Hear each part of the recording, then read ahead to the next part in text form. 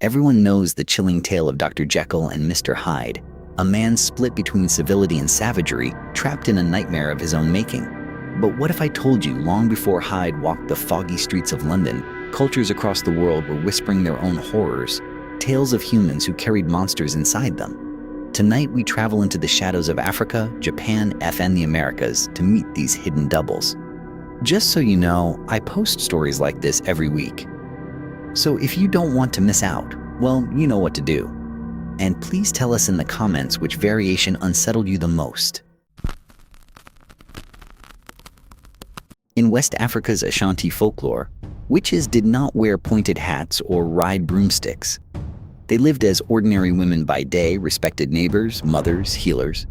But by night, something darker stirred. Under the moon's gaze, their spirits slipped from their bodies, leaving empty shells behind, while their other selves prowled as beasts of shadow. One tale tells of Abena, a woman praised for her wisdom. Yet villagers whispered, she had two faces. When night fell, her second face emerged, eyes burning red, skin twisting into the form of a hyena. She would prowl the forests, hunting goats, sometimes even children, returning before dawn to lie beside her family as if nothing had happened. One hunter swore he saw her feasting on raw flesh beneath the moonlight. When morning came, he found her hand bloody, though she claimed she'd cut herself cooking. Suspicion grew. Was she healer or predator? Friend or fiend? In her duality, Abena was both Jekyll and Hyde. A beloved mother by day, a ravenous creature by night. The Ashanti warned children, do not trust appearances. For every smile may hide teeth, every healer may hide hunger. The witch is both your neighbor and your nightmare, her humanity and monstrosity forever entwined. In Japanese no theater, the Hanya mask tells the tale of women consumed by jealousy. Once, there was a bride betrayed by her lover. Her sorrow festered into rage, her rage into obsession. At night, her beauty withered. Horns sprouted, her eyes turned gold, and her smile stretched into something monstrous. She became Hanya, neither fully human nor demon. By day, she still wore her bride's robes, weeping, desperate for love. By night, she roamed, clawed hands striking at those who betrayed her. Her own duality was her prison, part woman, part demon, doomed to suffer both selves. Elders told young brides, jealousy burns not only your heart, but your flesh. To let rage consume you is to wear two faces, the beautiful and the beastly, forever. Among Algonquian tribes, winter was more than snow and cold. It carried the Wendigo, a spirit of greed and hunger. They said a man starving in the wilderness might eat human flesh to survive. But the moment he did, his humanity shattered. He grew gaunt, his heart turned to ice, his eyes glowed with endless hunger. One hunter, desperate in winter, took from his companion's flesh. From that moment, his soul split. By day, he wept as a man. By night, his body stretched taller, his lips torn back, fangs exposed. He wandered the forests, forever hungry, forever cursed. Villagers said they heard his scream, half human, half beast, across frozen lakes.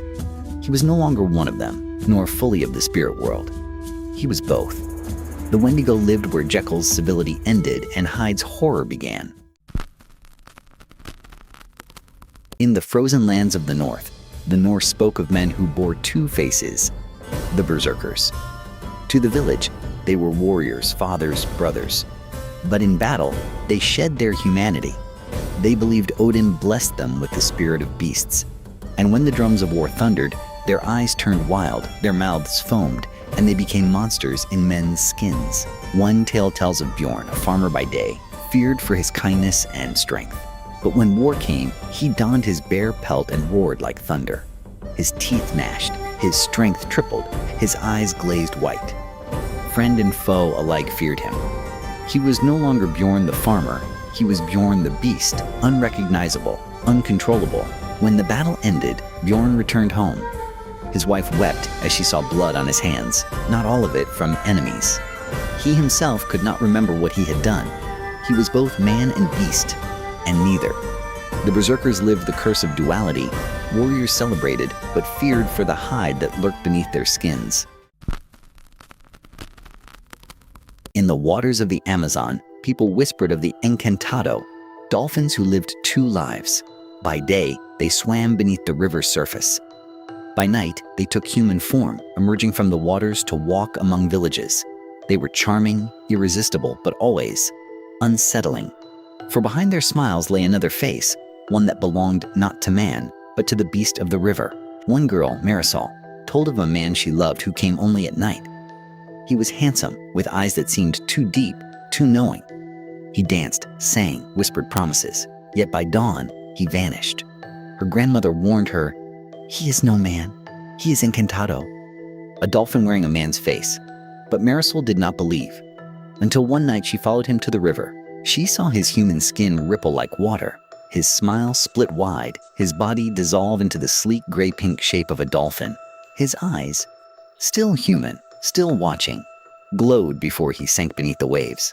That night, she realized she had loved two beings, a man by night, a beast by dawn. And neither was fully real. The people of the Amazon still whisper, "Never follow the song at night, never trust the man with river's eyes." The encantado lives between two worlds, like Jekyll and Hyde. One life never enough, both forever cursed. From the witches of Africa to the demons of Japan, from the Wendigo's hunger to the berserker's rage to the dolphins of the Amazon, the story is always the same. Humanity wears two faces, civil and savage, light and shadow, Jekyll and Hyde. But tell me, which of these horrors struck you most deeply? Was it the hunger, the jealousy, the rage, or the song from the river? Share your answer in the comments below. And remember, I post tales like this every week. You don't want to miss what's coming next.